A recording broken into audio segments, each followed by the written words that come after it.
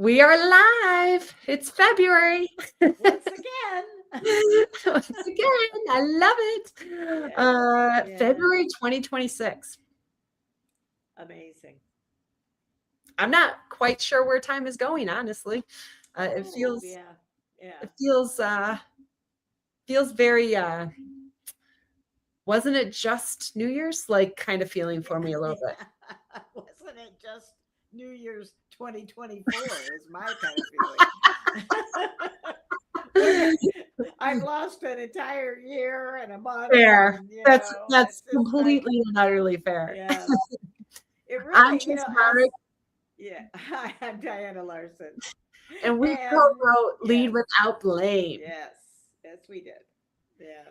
And we come together once a month, not always on the same day. So this is actually a little bit different. We've been doing a lot of Fridays just from our schedules, but today we had a Tuesday available. So we're coming in together where we just explore additional topics, sometimes deeper into the book, sometimes another lane, never another avenue of things. And so today's topic, Yeah. which I'm actually going to pull up for just a second because I actually Yeah. realized I didn't reinforce it right before we came on. It's just so you all know how not scripted these things are.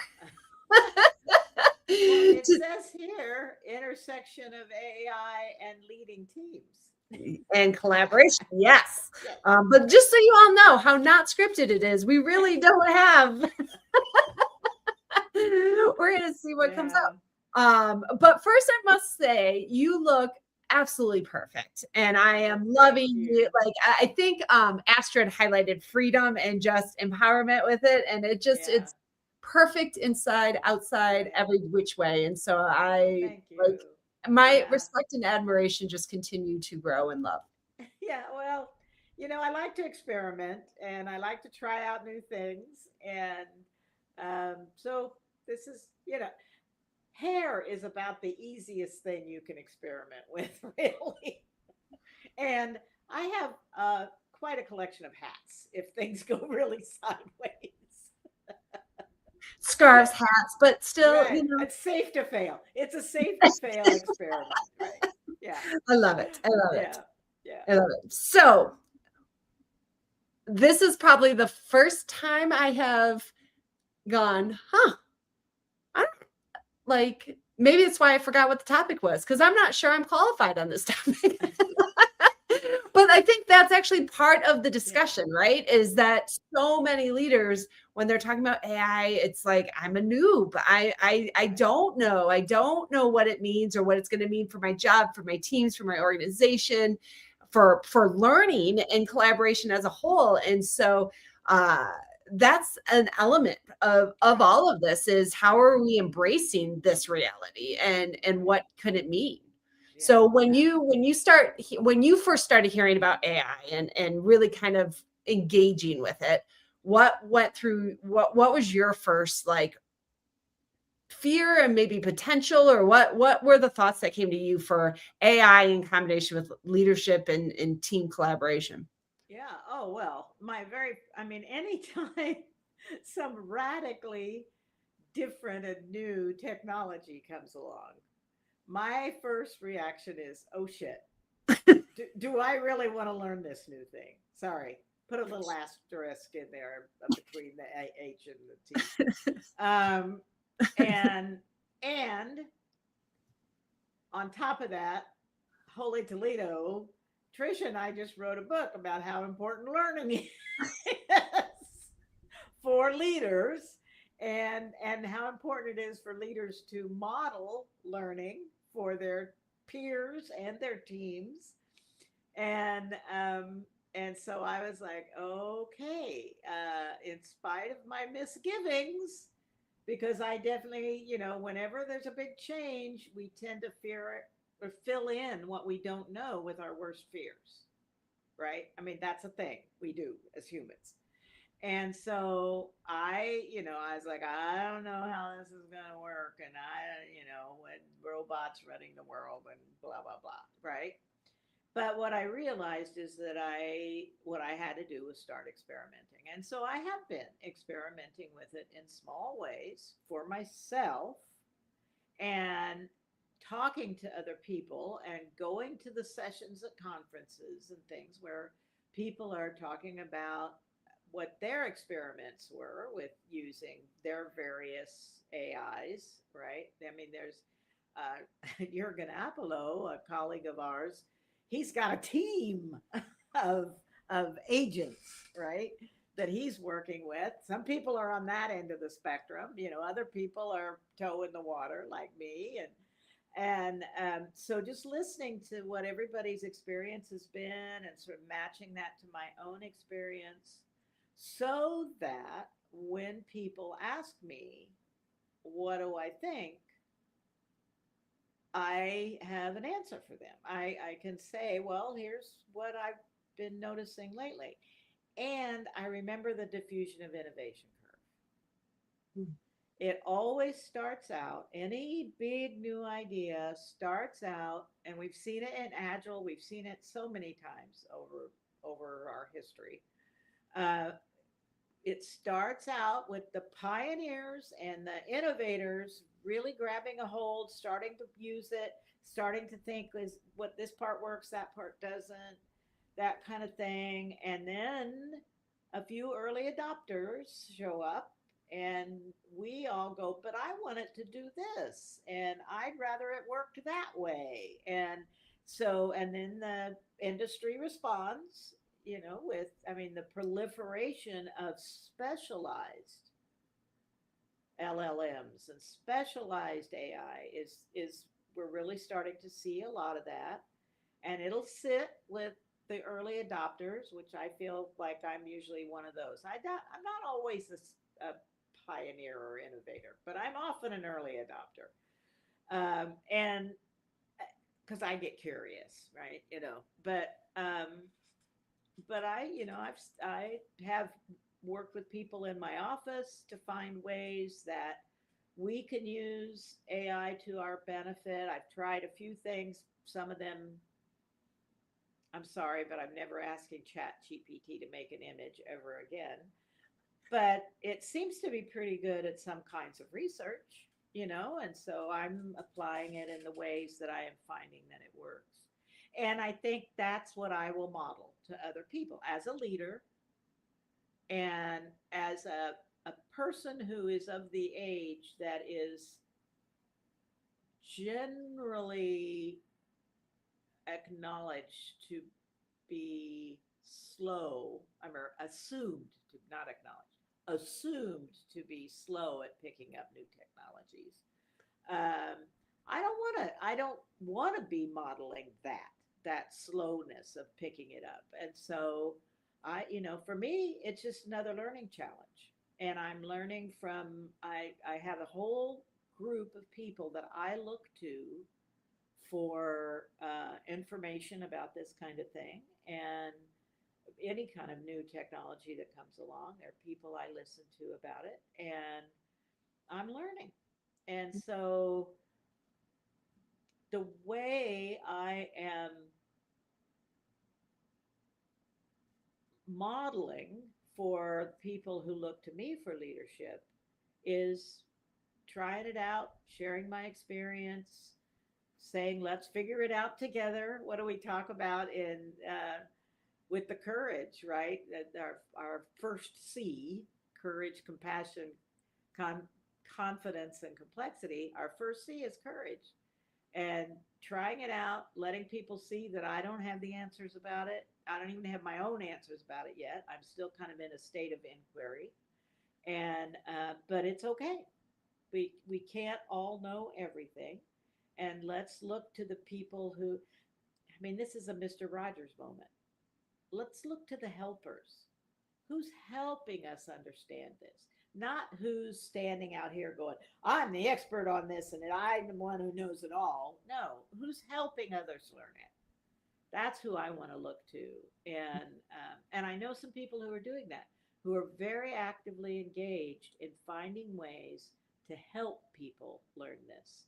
And more about that will be revealed in time, but because some of it's NDA and so on. But that's where I sit with it right now. I'm finding so I started when I first started the journey of like kind of I had the same like oh crap but Okay. as I started initially honestly I was using it kind of just as like the research search engines and Right. it is powerful enough although it was giving me credit for books I didn't write so it was a quick like oh you can't just try right like Yeah. you gotta research it and edit with it but I did find that it was becoming very helpful for me when I was getting stuck like what's another word for this or and that's such a small Right. thing but it opened that door of like oh when we're going back and forth and collaborating together we don't have to keep just look at we can use this to and it's like a third collaborator and Right. bringing that in and what that can help open the door for information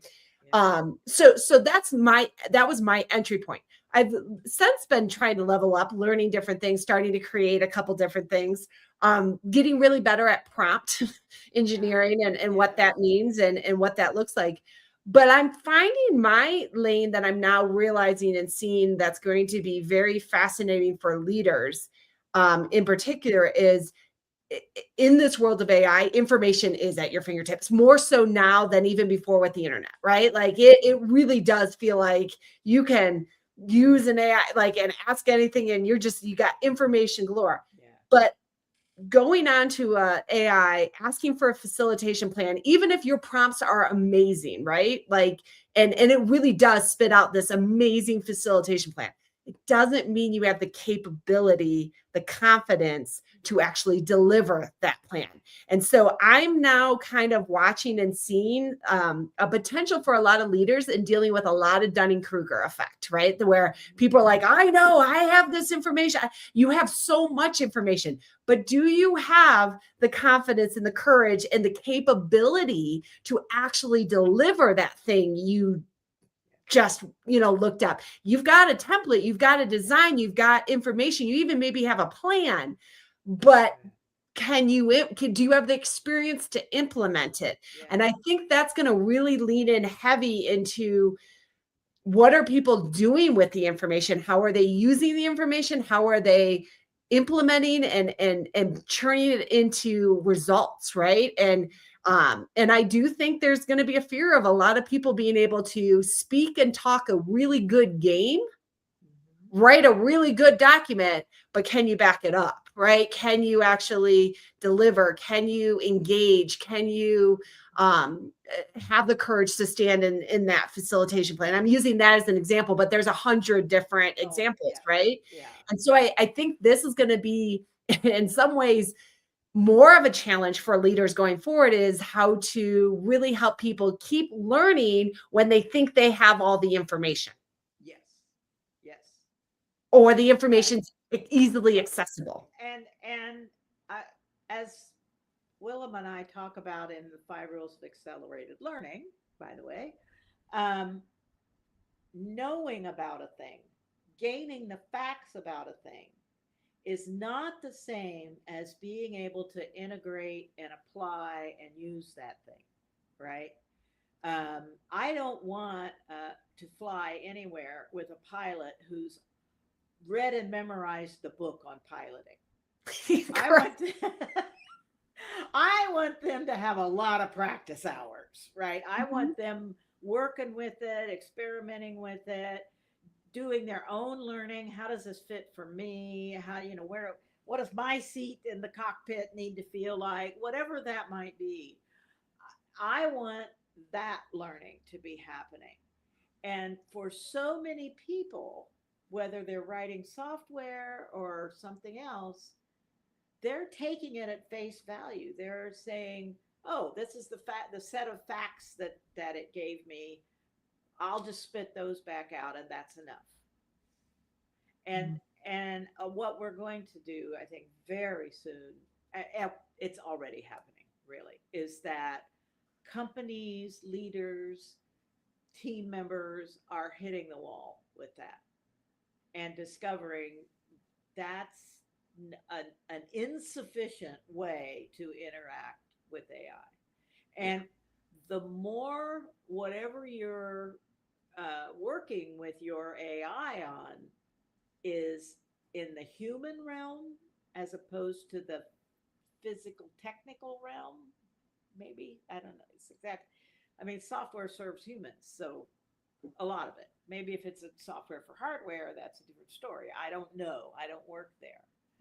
But as long as there are humans involved in what you're producing, who's your reader, what, all those kinds of things, it, it's how you better be including your humanity in this effort. Yeah. And I'm kind of getting to the place where I understand the need for teams to include agents, AI agents, in their work. But I'm still curious about what's the right ratio. Mm. For me, it's at least 2 to 1 humans agent. That's been my experience so far. I I need also another I need another human to also be checking so that my blind somebody who doesn't share my blind spots can sort of check for just factual accuracy, if nothing else. and, Um, and authenticity to you, yes, right? yes, And right, what that means. right. Clearly, this is a top. Although We've someone got a said, lot in the chat. yeah, but Yeah. someone's. I mean, we're at the end now, so we can't quite like. Maybe Diana, talk louder when you're highlighting your last bits. For some reason, the mic is not picking up as much for Oh, people. okay. Go ahead. Um, um, so we maybe on some level we could keep going into this, but this is part of it. Is this isn't going to be a one-time thing, is digging into it. And so this is just sharing a little bit of our initial experiences and thoughts, and hopefully that's helpful for people. Somebody said they really like the pilot analogy. 100%. So where can people find you coming up? Oh, now you're muted totally. Oh no. Okay. Okay, there you go. I'm back. I'm going to be speaking at DC Lean and Agile on February 11th on change, fear, and our path forward in turbulent times. So I'm really excited about that. I have a newsletter coming out on the 12th of the month. You can sign up for my newsletter at dianalarsen.com. And in this month's newsletter, I'm going to announce some opportunities for interaction with me. So I just encourage people to sign up for that. I will be at Agile Open Northwest in early March, the 6th and 7th of March in Portland, Oregon. Best conference ever. New ideas show up there all the time. I am really looking forward to it because that's where I'm going to hear a lot of new ideas about this question of AI and teams and leadership. And then at the end of April is the next retrospective facilitators gathering, so I'll be going to that. That's going to be in Quebec. We're going to have a holding that in Canada this year. And in May, we've got another team liftoffs workshop coming up. So I've got a few things on the hook, and I'm excited about it. Oh, and I'm on the program committee for Agile Meets Architecture in Berlin in the middle of March, or the 10th, 11th, somewhere. I can't off the top of my head remember. I will probably be attending that remotely. So but I'll be there, and I'll be listening to what the other people have to say there. So I will also be at Agile Open Northwest for the first time. So I'm super excited. That's actually where we're going to go live next time. So we'll be together when we go live from that event. And the only public offering I have is our next Leading Amazing Teams course that is in May that I do with Jake Calabrese. Otherwise, I have no publics for the short term, because next month, at sometime during this month, there might be a little bit of an announcement on my part, but it's a little teaser. There's no information yet, but I've been focused elsewhere. So not a lot of public interaction options for me for a little bit, but they will be coming back as we get into the next year. So I love it that both of us are starting off this year with little little announcements of teasers. something new. Yeah. Love it. Little teasers might be a little Yeah. evil, but whatever. Yeah. Okay. And we will be back on March 6th is our next live. And if again, I think we picked a topic, but if there's ever a topic that you want us to chit chat about or explore, feel free to let us know. Otherwise, till next time.